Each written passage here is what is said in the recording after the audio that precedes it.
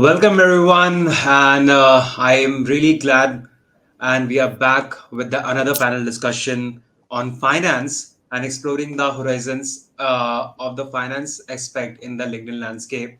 And I'm really thankful to invite our session lead, Mr. Devan Bhalla, who is the brand marketing leader, and LinkedIn influencer, Mr. Sandesh Dholakia, analyst, World Bank Group, and LinkedIn top voice for economics. Rashmi Kothari, who is a LinkedIn influencer, and will be soon joined by Sahil Chaudhary, who is also a LinkedIn influencer. So I request Mr. Devan to kindly lead this session and please take it forward. Thank you. Thank you so much. Thank you so much. Yeah. So I think I'll jump off to the question first. Yeah. So the first question is Sahil here? Not yet. Sahil. No, I Okay. Please think join. Devon Sahil is probably not here. Yeah. Okay. So how can the first question is primarily, since we're talking about the entire LinkedIn ecosystem, so how can creators balance authenticity with the monetization efforts without compromising on the trust? Because as we all know that the entire gamut of social media revolves around communities, right? So how are creators actually doing that? So maybe we can start off with Rashmi and Sandesh can also add in. Sure, sure.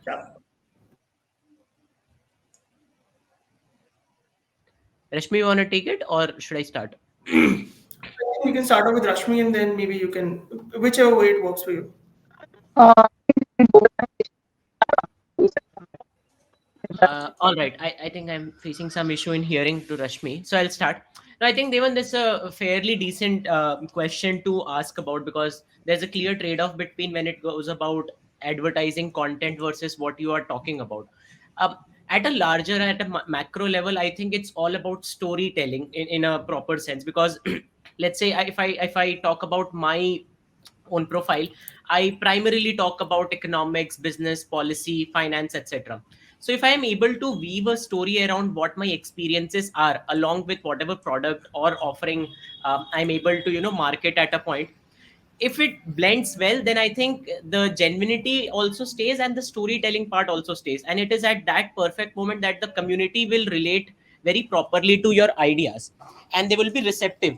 Because I think people are very smart these days to understand whether this is a marketed content or a genuine content. So that balance would be very essential to have when you are storytelling it properly. And also the alignment of the brand with vis-a-vis what you do is very important, because nowadays you can see that uh, uh, you know a lot of brands come up with very cheap rates, and they go on mass content creators, and I think that does not align if it doesn't align properly with your own backgrounds. It's better to not go ahead with it and probably take a call with respect to what you do and how you can resonate with that. I think that's really well put, Sandesh. So, Rashmi, how is it that you are trying to ensure that uh, the balance between authenticity and monetization is maintained, and the trust is also being catered to of your loyal audience? I think Devan, we have spent sufficient time building our audience. Giving them the content that they can rely on, they can trust on, and I think we being creators on LinkedIn, rest apart Twitter or Instagram, they have immense faith on us that since we are either working in the corporates or maybe entrepreneurs, we are more educated, and that way we will come up with the right brand endorsements, the right content, and monetize it for a fair amount, and also not promote something that is gonna harm anybody in some other way, or maybe deceive anybody in a wrong manner. So they have that trust inbuilt on us in a way that okay, whatever we are promoting, we are fair to it, and we know that this is right and ethical. I think the word ethical over here will have a very important role and significance, because they are showing trust on us, because we have been creating for a while for them, and we have built a huge audience. They believe that the audience is following us for our authenticity and our honesty on this platform. So I think since we have built the trust, whatever we take up uh, is straightly, or I would say directly proportional to whatever we are trying to portray to our audience. And well, when it comes to monetization, uh, I think promoting products or promoting companies that match with our own goals will help the audience to resonate well. So I think that's my take on this one, helping promote organizations which match with our own goals. Got it. So I think, as you've already rightly touched upon the ethical aspect of this entire equation, so I think there's a follow-up question on this. So what are those ethical considerations which are usually, with respect to, which are implied with respect to the sponsored content, and obviously with the growing ecosystem, how is it that you're catering to that? Because obviously you have a certain hashtag that gets added. What are your takes on that, both of you? Even Shubham, if you feel like, will also add. So Sure. yeah. So on Instagram, we can clearly see, right, when a creator is promoting with any brand, they can see paid partnerships, right?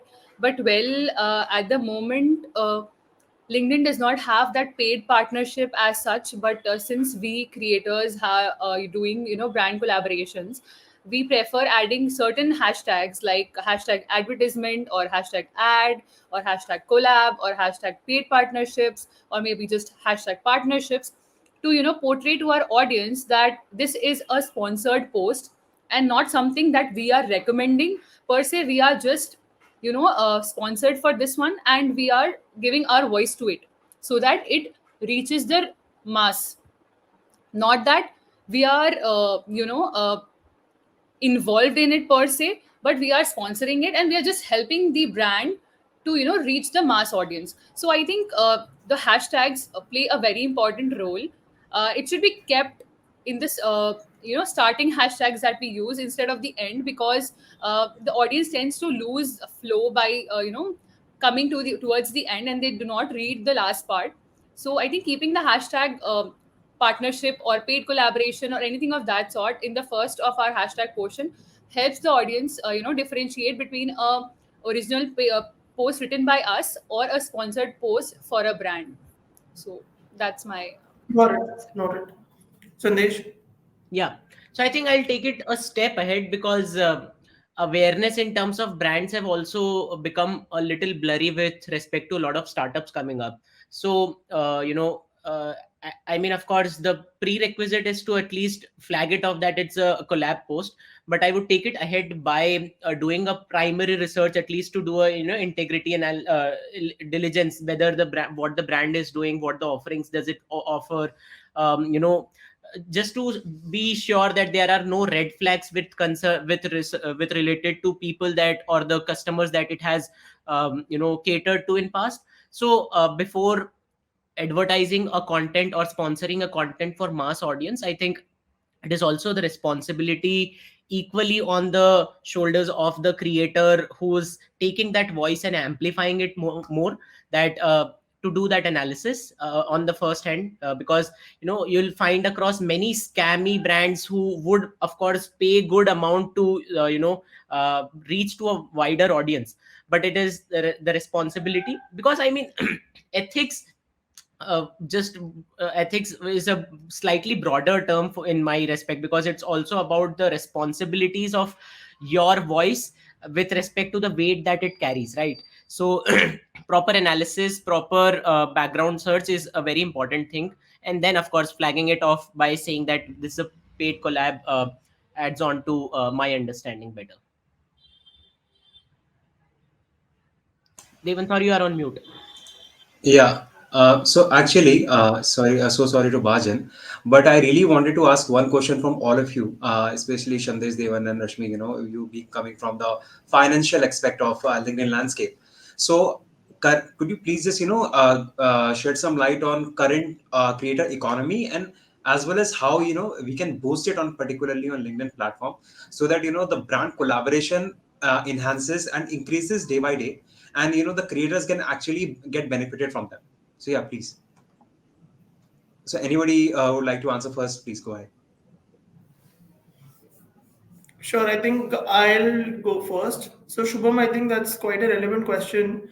How to, so if I've understood correctly, how to make LinkedIn as a more lucrative platform for advertisers so that, they Absolutely. can, come forward and collaborate with a lot of content creators, and how does this space actually boom, right? So I think it comes in from a lot of credibility. The type of people that are there on the platform, the type of content that they're creating, and the, I would say, the different types of formats that they can experiment with, right? So as everybody might be aware that LinkedIn as a platform has one of the highest percentage or proportion of people who have highest disposable incomes as compared to other platforms which are like Instagram and YouTube and all are slightly, I won't say, because YouTube has a very specific audience set, but LinkedIn, you have people who are at a certain age demographic, right? They're working, they have disposable incomes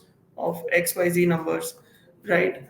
So with this kind of a platform already there in place, it's critical that brands tend to reach out to such kind of an audience, right? And creators are the medium through which that can be achieved, right? So I think higher quality content, content that promotes a lot of shares, a lot of collaboration between creators, so that the space actually expands. And then there's a lot of opportunities for everybody to proactively partner with each other. And then at the same time, I think LinkedIn is one of the most vibrant communities out there, right? You have people who are hiring, people who want to get a job, right? So that's where maybe a hiring platform can be plugged in, right? Just Yeah. one specific example. And similarly, it is applicable for a lot of other industries as well across Yeah. the B2C and B2B space. So Yeah. absolutely, like recently I was just interviewing Mr. Ankit Agrawal, founder and CEO of Unstop. So he particularly told me that LinkedIn as a platform is very efficient when it comes to ROI, as well as he said the marketing is influences actually at this point of time, because everybody is holding a certain kind of a personal brand in the several aspects in LinkedIn landscape. So I request Sandesh to please highlight on that and just do let me know like how you guys are actually working on that, as well as how emerging creators are coming on board regarding the same as well. Um, yeah, I think. See, I would take for first of all what Devan was talking about. In terms of expanding the reach with respect to Sure. uh, expanding the community, because I think one of the major things that if you see currently also in this panel, although we are from similar backgrounds, there is a good sense of diversity amongst us also. Rashmi comes from Kolkata, Devan is from marketing field, I am from finance or let's say policy backgrounds. Each one of us cater to a specific set of audiences since our growth. And I think the particular aspect of collaboration which Devan was emphasizing on is a very uh, pertinent aspect to talk about, because unless and until you collaborate with other people and tap onto an audience, you will not achieve that point of inflection to grow exponentially. Because at a point, the audience that you have been growing ahead with is particularly a homogeneous audience whom you have been associated with.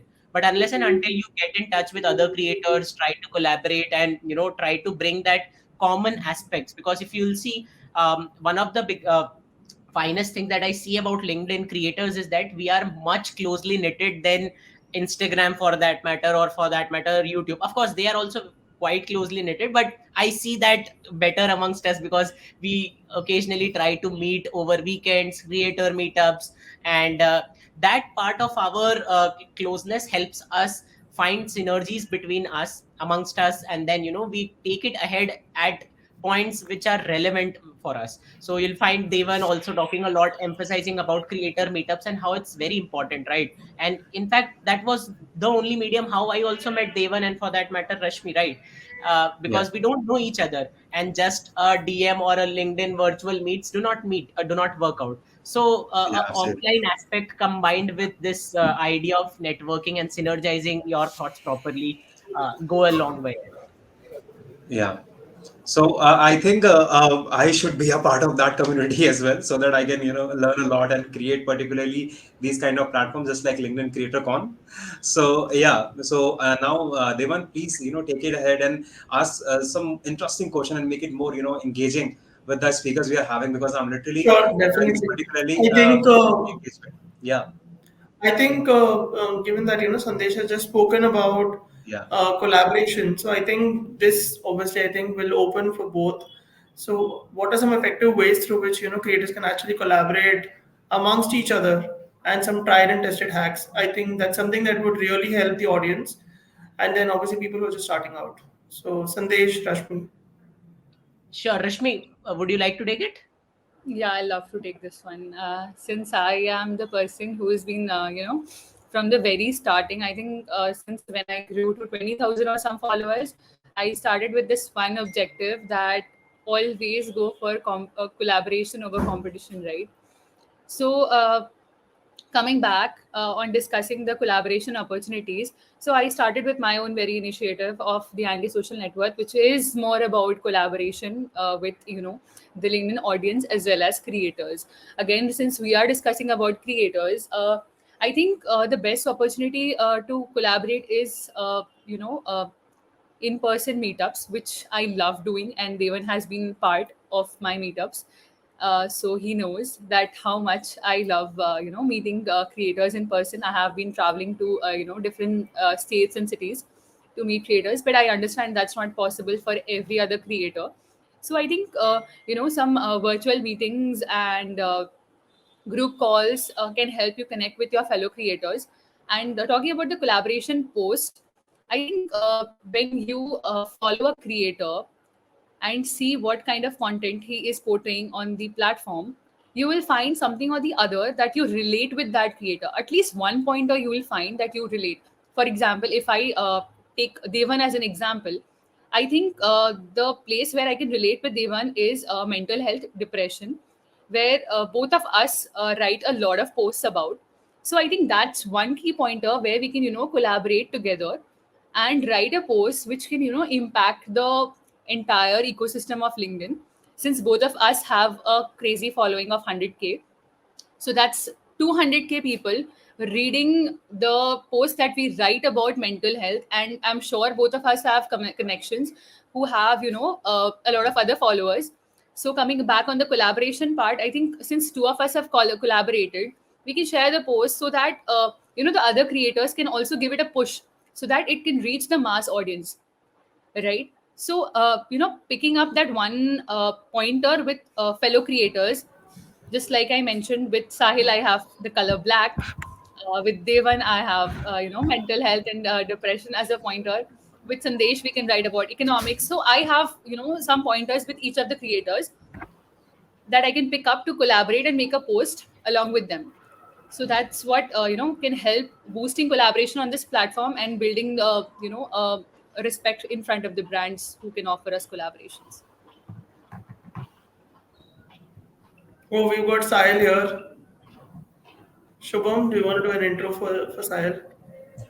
Yeah, so first of all, thank you so much, Sahil, for joining in, because I know you have an exam and all, but still you manage the time. So actually, Sahil is also a LinkedIn influencer and making a huge impact as like on Instagram as well as on LinkedIn. So please, Devan, from take it ahead from here. And thank you so much, Sahil, for joining in. Thank you. Yeah, glad to be part of this panel. And of course, I mean, if Rashmi, Devan, and Sandesh are sharing the panel, I have to like compromise a little on my exams. I'll only fail I'm not normally, sharing but the that's all.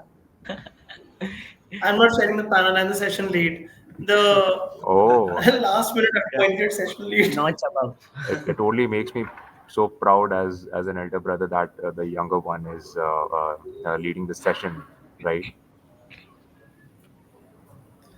So after the emotional, I would say the plea, I will continue with the session. Okay. So I think the next question I think is open for all. I think because each of these creators are actually coming up with more revitalized strategies in order to meet up with the evolving consumer preferences from their audience. So So, guys, how should creators adapt their monetization strategies to resonate with the changing audience preferences?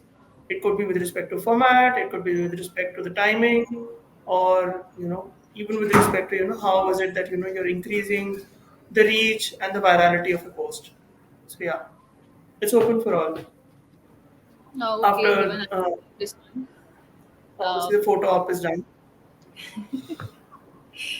Yes.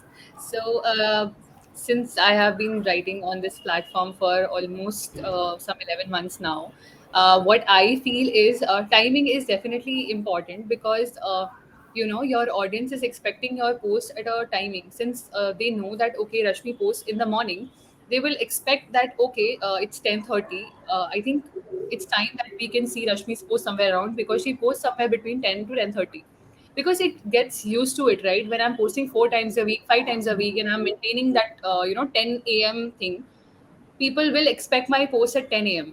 And in case my post does not go live on 10 a.m and it goes live at 2 p.m instead, people might not be waiting at that moment and the engagement will definitely drop. That's what I've seen in my case.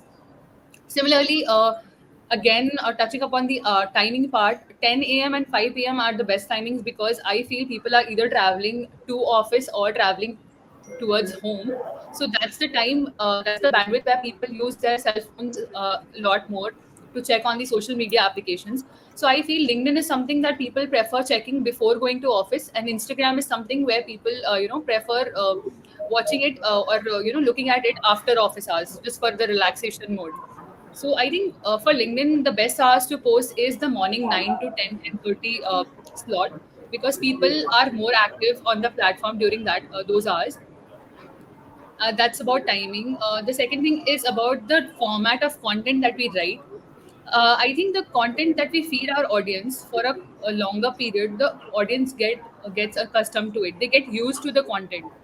They know that, okay, Rashmi will write her content in bullet format. She will use the green ticks, and they will get used to it. If all of a sudden I start writing paragraphs after paragraphs, people might read it and they will ignore the important pointers that I used to write in a pointer format before. So I think maintaining the same format is better because your audience is already accustomed to it. They know that this particular creator creates in the following format, and it's easier to read her pointers in this way. Had I built my audience in a paragraph format from the very initial stage, maybe today they would have read 2,000 words in a paragraph format. But since I fed them with pointers, they are used to the pointers now, and they prefer content with pointers. Again, one more point that I want to talk about here is a lot of people say that we are making LinkedIn, Instagram, and using our personal pictures and promoting our personal pictures. So I think there are 2 or 3 aspects to it. First thing, we are not making it Instagram. Second thing, the audience is making it Instagram because they are engaging with the posts which have pictures. I have tried and tested it several times, posting good content without pictures and posting the same content with picture again, and I have seen the results. It's the audience that drives, right, the engagement. They engage more with the content that has picture. But again, here I would like to add that use relevant pictures. Don't just put a picture that you are on maybe some random vacation and having something there, and you're writing about finance with that picture. That does not make sense at all, right? So that's my take on the question, Devan. I think well summarized, and I think you've also addressed the elephant in the room about posting photographs. So I think yeah, that's definitely like a plus. So Sahil, any thoughts, anything that you would like to add on? Okay, cool. So I'll talk about what worked for me in the context of what I could have also done better. I don't mind talking about where I lagged and I still lag. See, every time I saw an increase in the number of my followers or engagement, right, was when I started becoming more and more consistent, right? I think there's something. I think LinkedIn does, the algorithm does reward consistency. It's how Devan gets rewarded. It's how Rashmi gets rewarded. Whenever there are periods when I write, say over a 1 month period, I write say 25 times or 20 times. I've seen a massive surge in my engagement, but there are times when I just don't write. Right, okay, so there's this 1 month where I just write twice, and even though there are posts which everybody says that this should go viral, even those posts don't go viral because I was not consistent before right before pushing out that post. So yes, consistency is, I believe, the biggest thing. Second, authenticity. I've observed on LinkedIn, and this is my personal observation since the past 2 or 3 years, that people who stick to what they like, people who are authentic to their field. For example, Devan writes a lot about leading figures in India. He writes about startups. He writes about success stories. Rashmi writes a lot about mental health. She writes about her personal journey, right? So people who stick to their core, people who are authentic to their core, they are rewarded not by the algorithm, but by the bigger algorithm, which is the people. Ultimately, people are the algorithm, right? So I believe authenticity works for me as well. It has worked very well because my brand image stems from, I've again I draw inference from a lot of people who came to my top net sessions. They said, you know what, Sahil, when we look at your post, when we look at your profile, we see someone who's confident, someone who does what he wants, someone who's genuine, someone who cares for the society, and yeah, someone who obviously has a terrible sense of humor, right? And this is who I actually am. If because Devan, Rashmi, they all have met me in person. I have a terrible sense of humor. I am a little brash. I'm like that, right? I'm a little sustainability oriented. They've met me. Are They've you met me looking talk. for words? Do you want Uh-huh. me to like give some fillers? No, no, no, no, no, no, no. My sense of humor is a little difficult to catch for people who heard for the first time. Um, but that wasn't good. But see, I'm a particular person, and that's what I project online, right? That I stick to my core, and that is precisely what works for me. There have been times when I tried moving out of who I am, writing about other stuff. It never worked because my audience does not really expect that from me. They expect sarcasm and things like that, and valuation and all of that. But so yeah, find what interests you, stick to that, and don't. I believe don't ever go with, okay, you know what, I'll do this and it will create a lot of engagement. No, obviously it hurts when your posts don't get engagement, but that's absolutely all right. That's absolutely all right. Not every post will work. So you just need to be consistent, I guess. That's it, without worrying about the results. Authenticity, consistency, that's it. That's, I believe, what works. I think well noted. So I think Shubham, maybe we'll have like one more. I'll just ask one more question, Sure. and we can call it.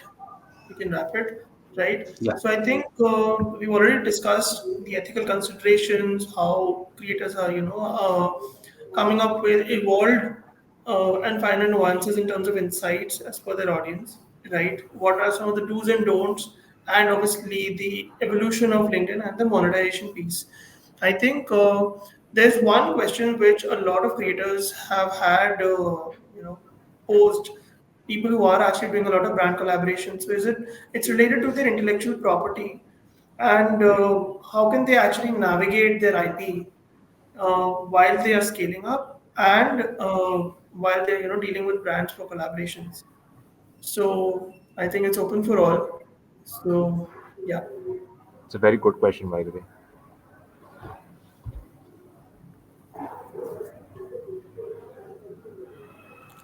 Sahil, would you like So, to take it? yeah, please, Deva. Just to ensure I've understood the question well, what is the precise concern about IP while doing brand collaborations? I think it's primarily related to how should you be factoring in your IP rights, given that I'll just put it in much more simpler words.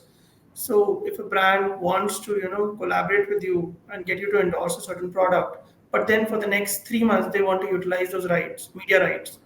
So Hmm. it could be one, right? Maybe you are entering into a course creation with some education player. So obviously your face is there, you're delivering the session, right? So obviously the utilization of that, because obviously everything comes at a cost. So getting a post made has X amount. Your media and IP rights, have a certain other amount, right? So, and then obviously, what are the do's and don'ts? How do you want to be represented?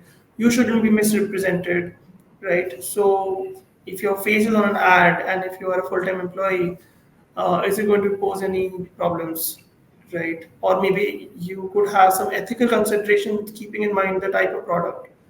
So, All right. Okay. Off the top of my mind, I can think of three things. One, I'll start with the ethics. Yes, yes, please. For brand collaborations, I think ethics is paramount. You should look into the product, about the genuineness of it, about the genuineness of the claims, right? You should actually make put the onus on the brand themselves to prove that what they're trying to get endorsed via you is genuine. That is number one, goes without saying, right? Because there are two flip sides to it. If you endorse something that's not genuine, your followers who, I mean, you're an influencer. The followers you influence them the incorrect way, right? It's bad for them. It's bad for you. Um, Second, as for IP rights, yes, I believe, again, based on what I've observed, for again two things: brand collaborations and, say, for example, somebody who enrolls for, or rather enrolls themselves as an educator. Right? For brand collaborations, largely it's a little unstructured from what I've observed. Right? There is no end to until when, or rather say, okay, it's like, okay, for this post we'll pay you this much. That's fine, but then when does it end? Do I take the post down after some time because it cannot stay on there for perpetuity, right? And where else can you use that post? We need to have more clear cut terms, or rather clear cut definitions for that. And third, as an educator, say if you join, for example, I don't know, physics one, for example, again, I think the IP rights are the I standard think IP you rights tend that to collaborate with physics, Wala. uh, see, I'm a commerce guy. Why not? Yeah. Why not? If I'm up to it, if I'm up for it, if I'm capable, why not? Why not? I Yeah. would love to do. But I think the IP there is similar to the industry IP. It means rather where where the royalty agreements, for example. So suppose you leave that organization, whether they can use it or not, and if they use it, are you getting royalty or not? And again, what are the terms of those royalty? Whether it's variable, whether it's fixed, like that. So these are the three things fundamentally that you can think of, and I'd love to hear your thoughts, Rashmi and Deva. I think obviously it's a very fine line that needs to be treaded with respect to how do you keep yourself conserved when you're dealing with a lot of brands. Obviously, you could be in consideration by two brands or three brands which are competing in the same space. So you can't be seen, endorsing all three of them at the same time.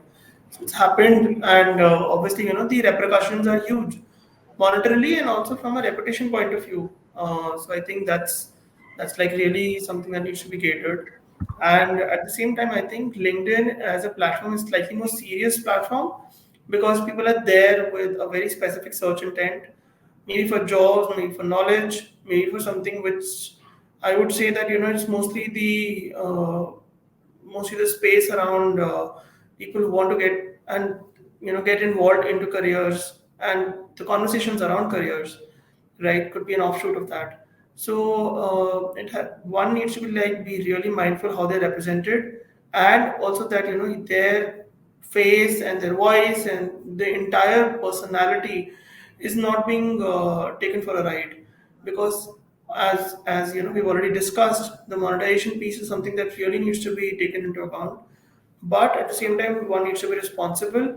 Responsibility lies on all the three parts: the people who are advertising, the brands, basically the advertisers, the creators, and obviously the people who are their audience, because all the three prongs, or all the three arms are required to make this platform or ecosystem survive for the long term. And every social media platform rests on sustainability. I think everyone has their own USP, and that's why once your name is ruined, I think it's ruined for a slightly longer period of time. So yeah, those are my 2 cents on that.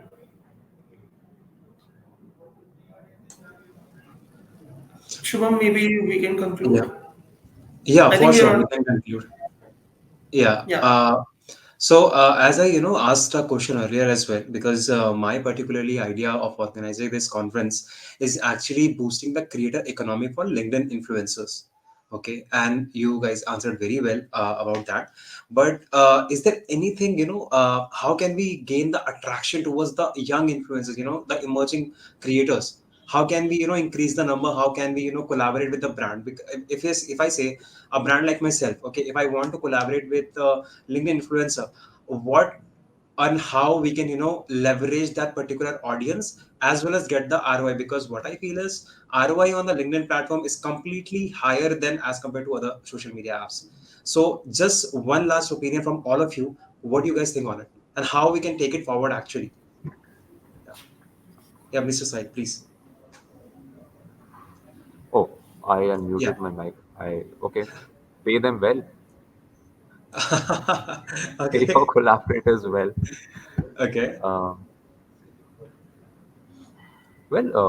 Jokes apart, identify.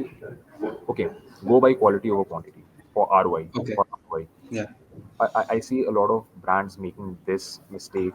They go for engagement count, they go for follower count, and they end up trying to endorse their product through influencers that have nothing to do Mm. with the field they're operating in. So Mm. get Absolutely. say 100,000 or 200,000 impressions, but those are not the impressions you want. So identify the quality, right?